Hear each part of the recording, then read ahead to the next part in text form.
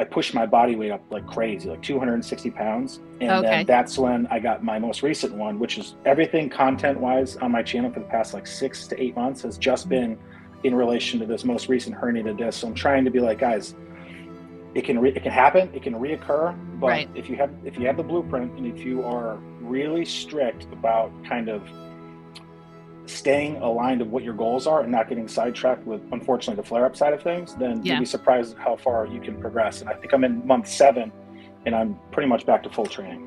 Welcome to this episode of Bed Back and Beyond. Today, I am joined by personal trainer and bodybuilder Derek. Derek has had 3 disc herniations of his L5S1, and today he's here to discuss his treatment options, but how he has used his knowledge of physical training and also his mental focus to get through living life with a herniated disc.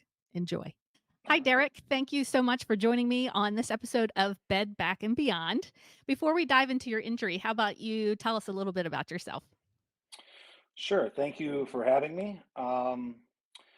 Yeah, I guess I would say that I was an athlete for most of my life and got the opportunity to play Division I sports in college, which was a good experience for me and gave me a lot of I guess a lot of cues on life and how I wanted to continue to progress in like the athletic sphere, I suppose, and that kind of built into my passion for training and coaching. That's pretty much, I guess, what kind of led me to where I'm currently at as a online coach and also personal trainer. Okay. Which Division Ones did you play? Football, baseball? I wish I was bigger. Maybe if I was bigger, I could have played football, but I played lacrosse. So it's Oh, okay. yeah, Northeast. It's a big sport up there. So I went to Albany University, played with them. It was a good time. I think I tried lacrosse once and I didn't like the bruised shins and then I was done. Yeah, I mean it's definitely they're whacking you. They're whacking you Yeah. with those sticks. So you got to be careful, but it's a good sport. And so now you're a certified personal trainer, is that correct? That's correct. So excuse me. I kind of had a weird, I guess, transition initially. For 10 years, I was in management, and it was a cool situation because I got to go abroad. I worked in Japan, I worked in Hong Oh. Kong, and when I guess we transitioned to the herniated disc talks, like all of my injuries kind of occurred both abroad and also domestically. So that was interesting, kind of seeing like the healthcare system in different Oh, wow. countries, which was pretty interesting. But after I got back, that's when I was like, I want to go all in on the fitness portion because I wanted to focus on not only clients' fitness but also my own fitness, and that's kind of what allowed me to start competing more consistently in bodybuilding. And I was that's going to ask if you were a bodybuilder as well. yeah, exactly. So kind of let's see here. I did a show in Hong Kong when I was 20, late 20s. And I kind of fell in love with, I've always trained, for the last, at this point, 15 years, but I never really kind of nailed the diet. And then when I started working with a coach, that's when I was like, oh man, this is like a whole new avenue of discipline and Mhm. organization that needs to take place. And so I did a show in Hong Kong. I think it was like two show, one in Macau, one in Hong Kong. And then it kind of just grew from there. And now domestically, I'm a classic physique bodybuilder that did, a national show and did pretty well. So I'm en route to getting my professional status. What's your deadlift record? Oh God, let's see. For, for, since we're doing this live, let's Yeah, say sorry. let's say 650 is my highest Oh, amount. okay. Huh. Yeah. I only did 195. That was my best. Hey, it's all relative to body weight, right? And Right. all that good stuff. So I think at the time I was pretty heavy. I think I was like 250 pounds when I did the 650 deadlift. So, Okay. probably relative. Mass moves mass, right? That's right. That's right. So then when did your herniation occur? Yes. So, probably similar to a lot of people's stories, when you're young, you kind of feel like you're bulletproof and you can get away Mhm. with a lot.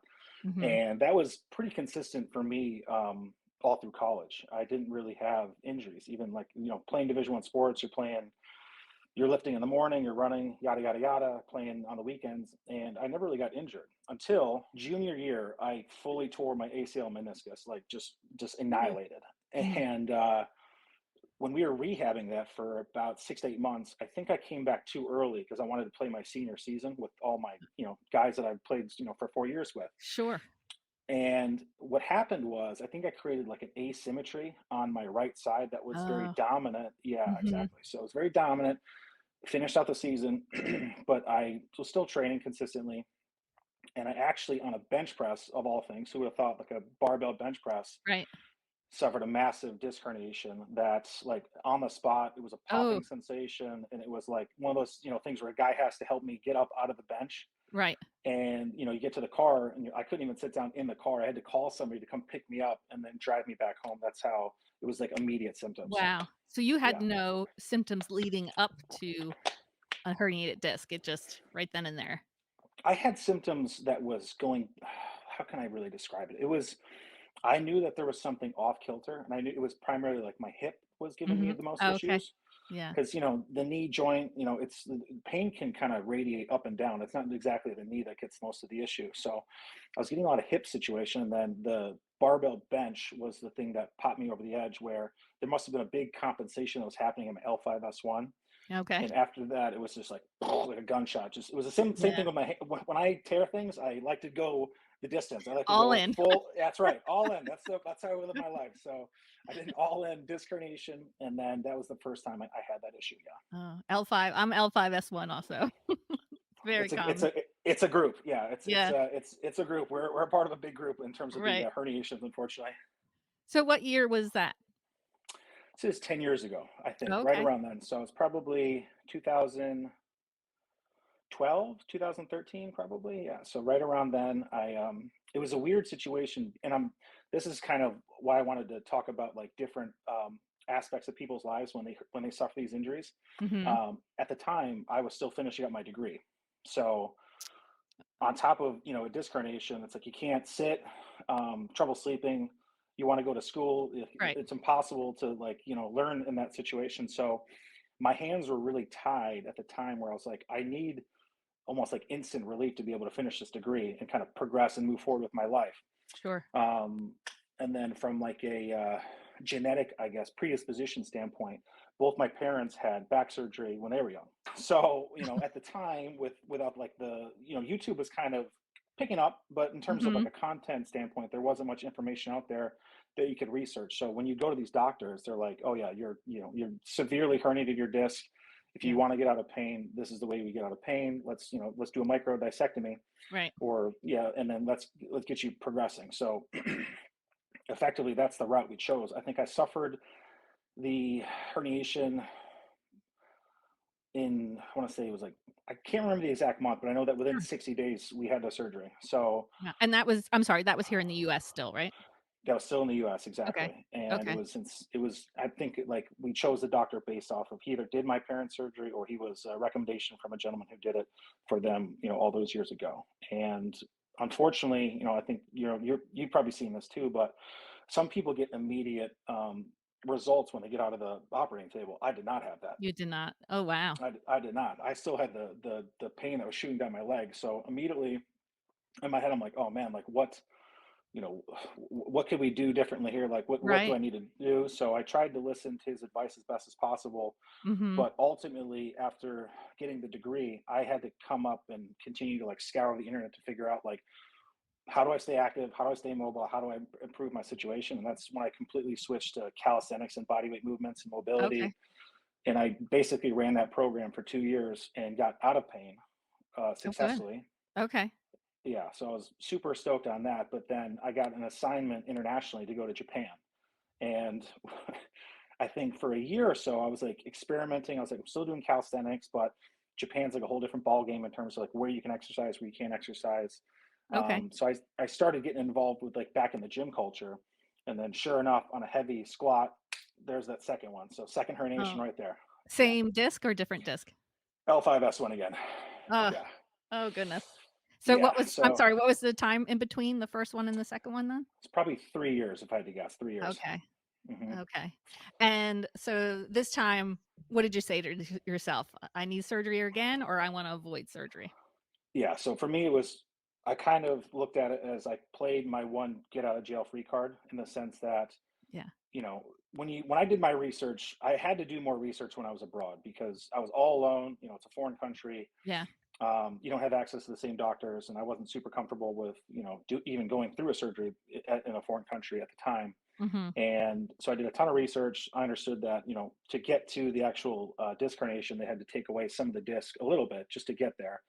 Mhm. And, the more I did the research, the increase of chance of them going in a second time would then lead to eventually more surgeries down the line. And Right. being an active guy myself, I hadn't discovered bodybuilding at this time, but I was like, I still have like goals of competing, powerlifting, strongman. I was, really, I wanted to be as active as humanly possible. So I kind of took it as like a setback that I need to try to overcome to the best of my ability. Sure. And same thing, I kind of, because, I was like, okay, I had the surgery the first time, didn't work out. Doesn't give me a lot of like, I don't think that's like necessarily the option for me personally, just me Mhm. personally. And because I tried calisthenics, I was like, maybe this is an opportunity to see if I could heal faster than I did the first time. Mhm. And it kind of gave me a blueprint of success for myself that I was like, oh, maybe this is like, maybe other people are also suffering from this. I could start putting content on YouTube to kind of showcase my journey with a hernia disc. And that's literally how I founded my channel.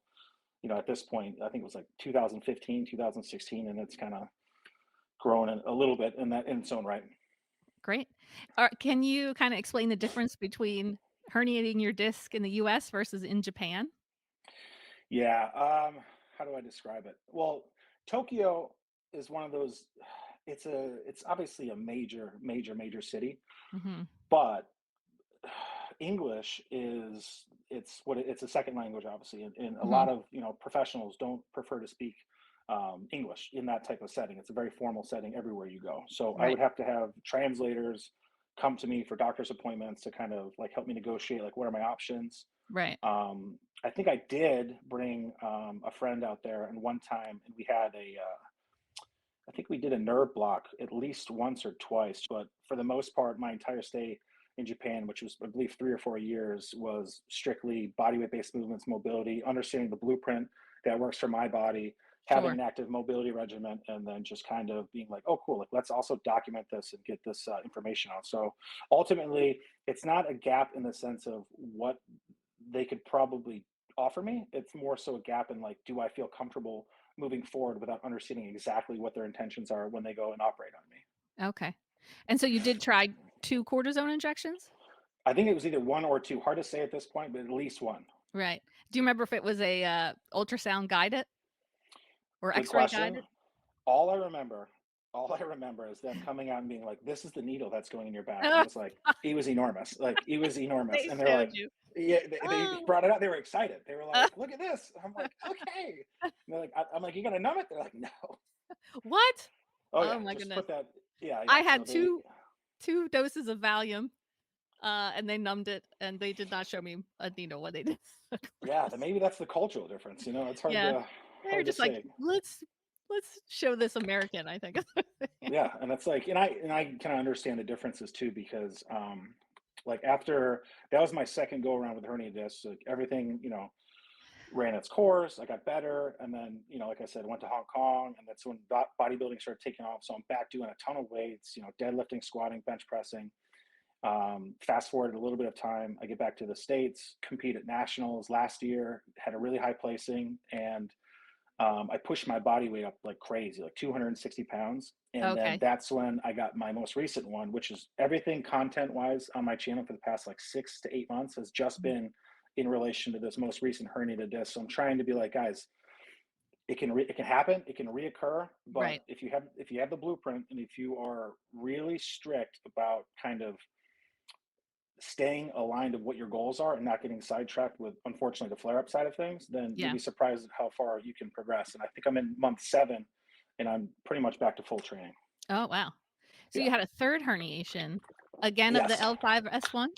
L5S1 and I think L4 now too. Oh, okay. Current recent MRI, or are you just going based on how you felt to get it Current diagnosed? current This is the current MRI. This last one was by far the worst that I've ever had. Like it Okay. pales in comparison to the one in Japan. It pales in comparison to one, well, Yeah. probably comparable because I had no idea of how bad it was for the first Right. time, the first go around. But just in terms of the physical side, it was the most aggressive. But like mentally, I think I was in a position to be like, okay, even no matter how bad this is, I Yeah. have an understanding of what I need to do to get better.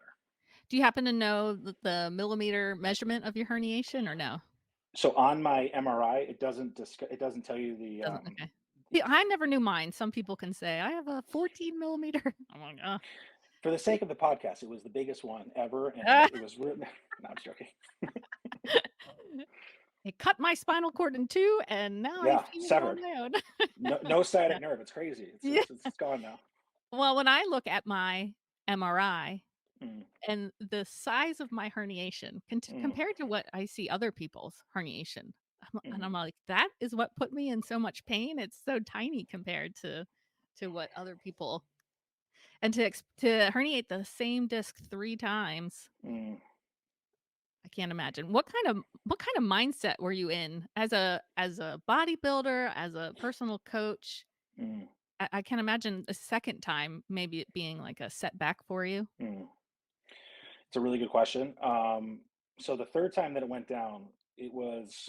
I always like to say that when, at least in my life, when things are going really, really well, like I'm on top of the mountaintop, that's when I need to be most scared because it's going to come crashing down Oh, very, yeah, very soon. So yeah. I don't know if you ever felt something similar to that, but um, I was coming off a huge high. Like I did nationals. It's one of the most highly touted amateur shows that you could possibly do, and they award pro cards to the first two competitors, and I was third place in my first one ever. So I was like, Wow. oh man, I'm so close. Yeah. So that lit a huge fire under my butt to, I guess, work really hard in the off season to then come back this year and then compete again.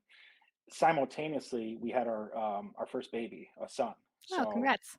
yeah, super excited about that. And everything was, except for obviously the lack of sleep with a newborn, Mhm, was going really well. And then I started kind of feeling some niggles here and there, nothing too crazy. And then mhm. but the only difference for this one, there wasn't an acute injury. There wasn't like a popping sensation. There wasn't something that I was like, "Ooh, this is bad" type of thing. It was Yeah. more like a progressive overload where, okay, I'm waking up, I can't put my socks on. That's kind of weird. Maybe it's like Mhm. I'm getting really tight, and then like, okay, and then I'm trying to pick up something for a client, and I'm like, oh, that doesn't feel good either. Right. And then one morning I woke up and I literally couldn't do anything. It was walking with a limp. I'm carrying at the gym. I have like, people always make jokes of me, but I'm bringing like 5 or 6 meals to the gym because I'm trying to, Mhm. eat so much food. Right. And I'm dragging this cooler that's like 20 pounds worth of food, and I'm like, it's like, why is he dragging that? He can't even walk. Like that's like the Yeah. mentality, unfortunately. So it was it was a huge what's a good word? It was a huge mental hurdle that we had to overcome because now it's like I'm not just looking after me. I'm looking after my wife, my Right. son, Mhm. and I was severely limited into what I could do. And not only that, from like a financial standpoint, I now was Mhm. probably unable to coach clients.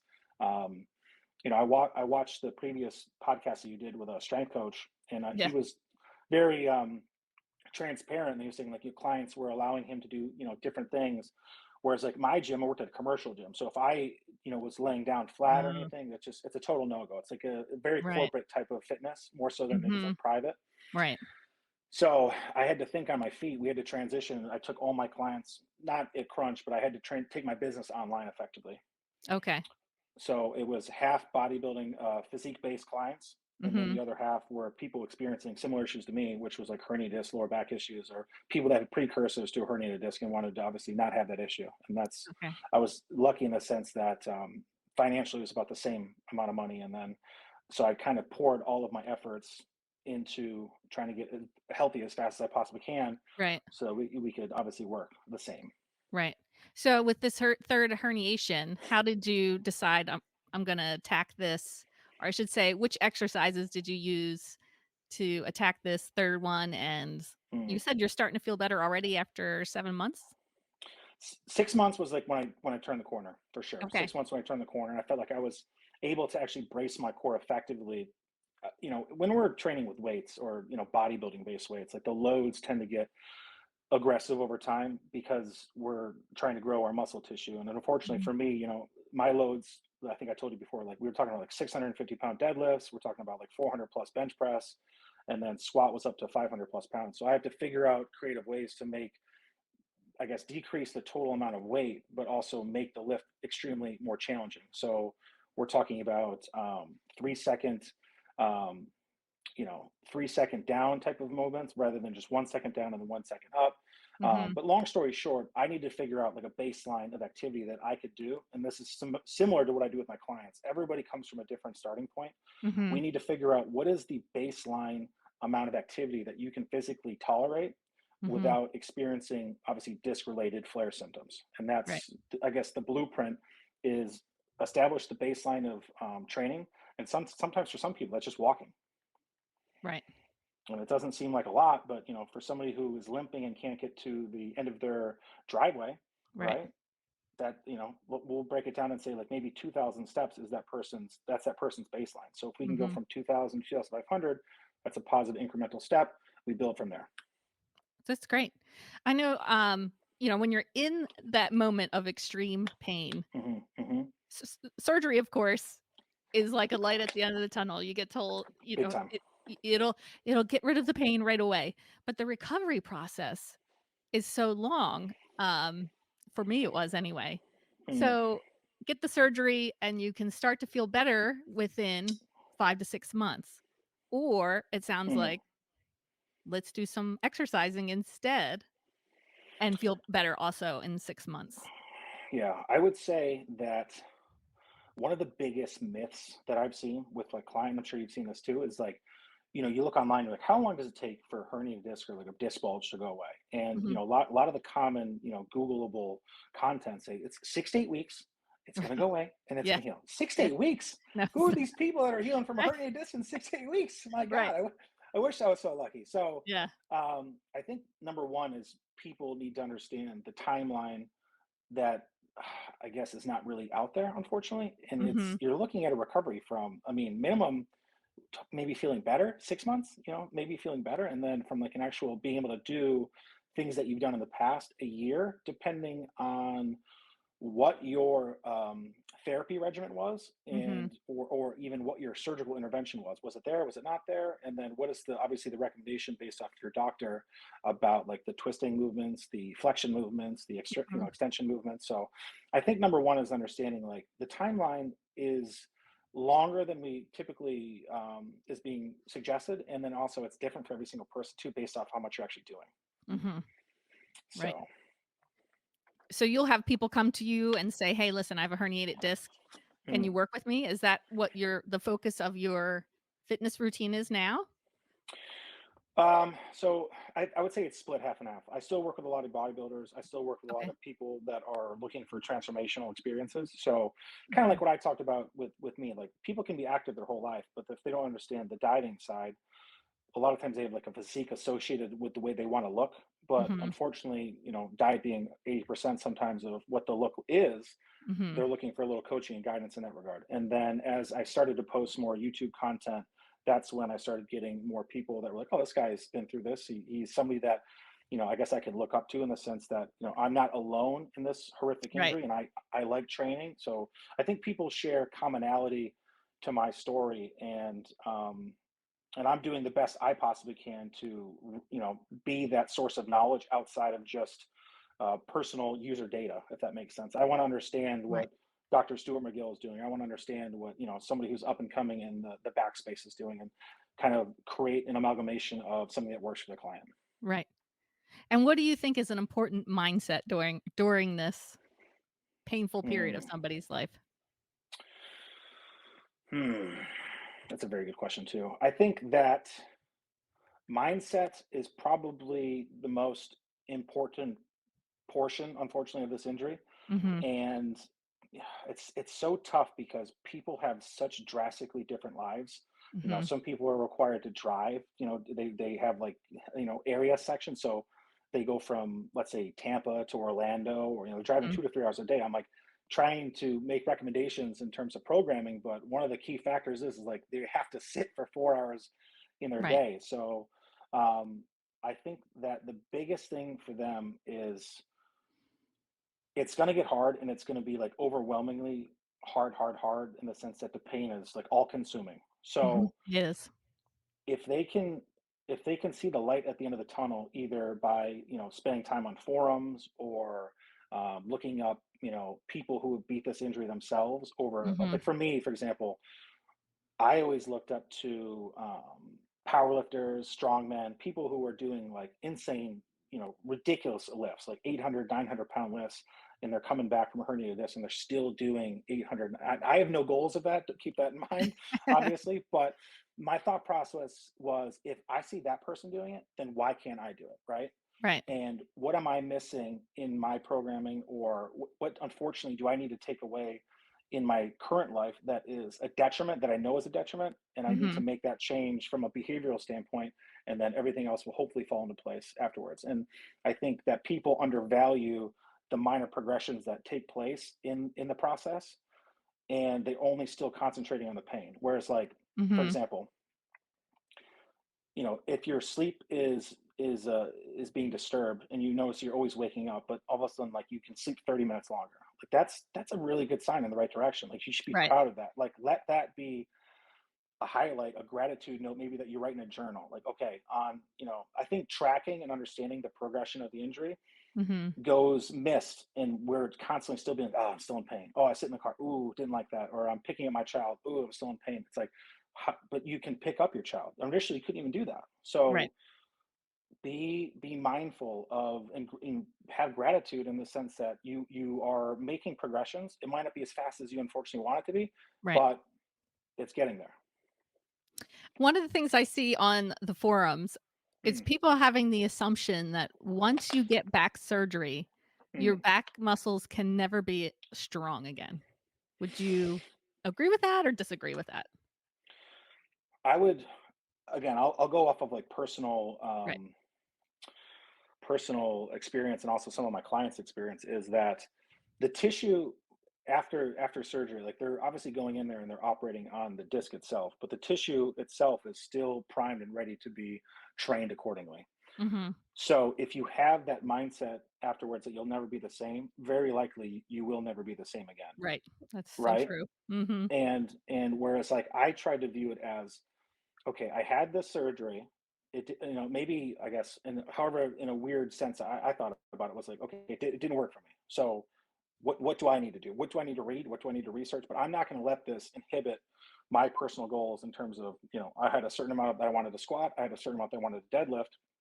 And even after this most recent herniated disc, probably at the despising of my wife, who was like, "Stop lifting so much." Like, Yeah. she's like, it's one of those situations. I Yep. I kind of I have the idea that, like, I'm still going to be able to do the same numbers. I just need to be extremely mindful that I'm not superhuman. So Right. reading into my yeah, exactly. So just understanding where you're at in the moment, and it's unfortunately, Doctor Age catches up with all of us, so we have to kind of play within the realms of our current. I guess, not that I want to, make it only about age, but I think it's just simply, how much stimulus are you trying to put into the tissue? How Mhm. much progressive overload is taking place? And then how is it affecting your day to day life? Hopefully for the better. And that's the way Mhm. I try to view it. Difficult question maybe, but Hmm. are you to the point where you can look back and say, "Yes, herniation was a terrible experience, but I've learned so much from it that maybe there's some benefit." Yeah. Honestly, in a crazy way, like, I think that every time I've had a herniated disc, it's been a massive jump forward in terms of, like, my life, because we're so go go go all the time. Maybe, Mhm. this is like a just modern, man and woman type of life right now, where we're just, everything is about forward progression, forward movement, and we never get a chance to kind of catch our breath. Mhm. But when we get into a position where we have to slow down, the opportunity for growth, either mentally, physically, Right. spiritually, actually Yep. is there. Yeah. So, just to give an example, like, I always wanted to go online. I always thought that I was limited by how many people I could see in a day. Now I feel like it's limitless. And, if I produce content, then that's being seen by 200 people versus just the 8 people I saw on the day of my, personal training business. So the time that I was unfortunately, like, sprawled out on my belly and, Mhm. in extension, and I can't do anything, but I was reading. So, Yeah. that was a chance for me to read as much as I possibly can, and then eventually turn that into a way to help people online. Yeah, that's great. Because of my, herniation and the time I missed, I've actually made a big advancement in my career. So I can That's say, awesome. like, "Thank goodness for the herniated disc, because Right? Yeah. now this," you know? And of That's course, awesome. when you're in that moment, you feel like you're gonna be stuck in that pain forever, and you're never gonna Yeah. get better. So I try to tell people, "You're gonna be surprised when a year goes by and Hmm. you can say, 'That was a year ago.'" Literally. Try to focus your mind, to the future and not on woe is me. Yeah. And it's crazy too, because like I'm not by any means pain free with this Sure. most recent herniated disc. I Mhm. still, my symptoms are pretty not, I would say like a one or two pain throughout the day. But about 4 or 5 hours into a sleep cycle, I will get up because it's Mhm. just I can't get comfortable. So Yeah. I can look at that and be like, "Oh, I'm sad, like, I wanna be able to sleep more." But Mhm. on a positive note, I'm able to move and I'm pretty much pain-free, so that's an opportunity to maybe do some cardio outside. That's an opportunity to do some check-ins with clients really late at night. So yeah, you're awake longer and then you could take a nap later, but at the end of the day, you're still staying as active as humanly possible. Like if I was too comfortable, like let's play devil's advocate here. If I'm too comfortable, maybe I get lazy. Yeah. Maybe, Yep. yeah, maybe I'm not doing as much as I want to Don't do look at at this me. point. Yeah. So Yeah. it is a mindset thing and it is how you view it. And I think, based off your situation, having that advance forward in your career, it's kind of Mhm. just all works out the way it should. Right. So, once you herniate, as far as getting lazy goes, you have Hmm. to exercise and from now on, right? There's no, like, "Let me do this exercise until I feel better, and then I can stop." Yeah, it's similar to dieting, I think, in that sense, where I think people, I hate like, let's just say we'll do a comparison with like a diet. So somebody wants to get to a certain body weight, and through the process, they learn these behaviors of substituting foods that maybe are maybe lackluster for the diet. Maybe too Mhm. many calories, Yeah. and then they get to their diet goal, and they're like, "Oh, I feel so good! I nailed it! Look at my photos; they look incredible." And then they go back to their old ways, and then Right. unfortunately, all the weight comes back on. Right. So I think as a baseline for people, do they need this like super extreme fitness structure that makes them like, you've seen The Rock, he's training, he's like, oh, I'm squatting and blood, Mhm. sweat, tears. I don't think it Right. needs to be that aggressive. I just Right. think that you need to have a baseline of activity that's going to keep you healthy. And Right. maybe fortunately for us is, we experienced something early on that kind of showed to us like, this is the way forward for longevity and health. And unfortunately, when people don't get that till maybe quite later on in life, they're almost like, I've never done this for 60 years. Why would I? I don't even know where to start. Right. So, again, how you look at it, I suppose, in that regard. So if someone was like, "Hey, I wanna try out Derek," where would they go Hmm. to find you? Instagram is great. I tried to market it's the Kreuzer at Instagram. Okay. And typically, send me a DM, and then from there we'll do a consultation call. I obviously want to make sure that my services are for the individual. I don't pretend to treat every single person. Everybody comes from different backgrounds, and then Sure. if I feel like it's within the scope of my practice, then we would basically become a client to a teacher type of situation. But if it's out of my scope, I tend to refer people out that are maybe Yeah. higher level than me. And forgive me, I'm sorry. Are you online only, or are you also at a gym? Not at a gym yet, but Okay. January, February is when I'm going to start taking some in-person clients because we're going to be back in Tampa at that time. Okay. So Yes. what's Live with Dragon? Yeah, that is my intro to my YouTube. Yeah. So it's kind of like a funny story, but in Hong Kong, I forgot what was happening. We were giving ourselves nicknames, and do you ever see the it's like Step Brothers? He's like, you have to call me, Oh, yes. yeah, you have to call me this. And I think Will Ferrell replies like, well, you have to call me Dragon. So Oh, okay. it was like a joke like that, and it kind of unfortunately just took off. So now I call myself Dragons. Oh, there you go. That's where we're at. I was trying to find your YouTube or your website, Live with Dragon. It wasn't coming up. I need it. Yeah, Yeah. that's the next step in the business plan. Okay, so Instagram, I'll put your Instagram handle up on the screen. Thank Um, you. yeah, my pleasure. Do you have any, like, final thoughts you would like to maybe encourage some people with?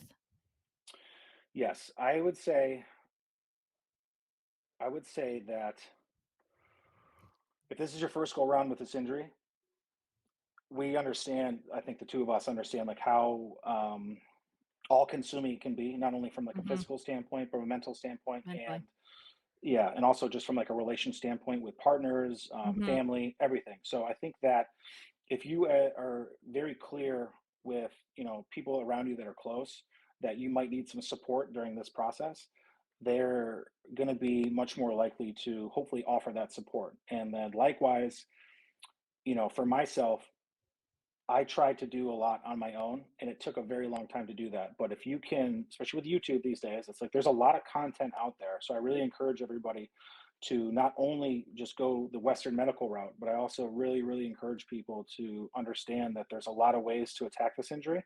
Mhm. And if you feel like you're going to the Western medicine way and they're like surgery, surgery, surgery, like take a step back, check out other stories and understand Mhm. that this injury takes a long time to heal. So either if it's just a 6 month recur from surgery, it could also be 6 months just to try to heal it on your own. Mhm. So you have to ask yourself, I think, based off of what you need to do as that person within that family, you got to kind of weigh the pros and cons of having both. But the expression that I use is like there's no free lunch. So Mhm. hopefully, whatever you choose, it's like you're still going to get after it, and you're still going to do the necessary rehab to put yourself back in a position where you're stronger prior to injury.